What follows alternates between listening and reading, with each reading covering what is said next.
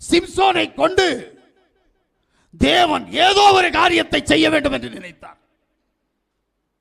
காத்திருந்து பெற்றுக் கொண்டவள் தேவனுடைய முன்குறிப்பின்படி அவன் பிறக்கிற போதே நசரேயனாய் பிறக்கிறான்.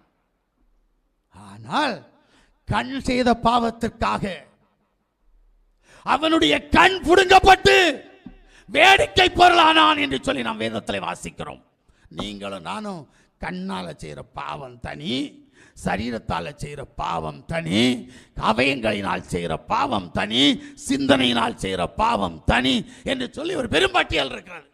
நமக்கு எப்படிப்பட்ட தண்டனை கிடைக்கும்?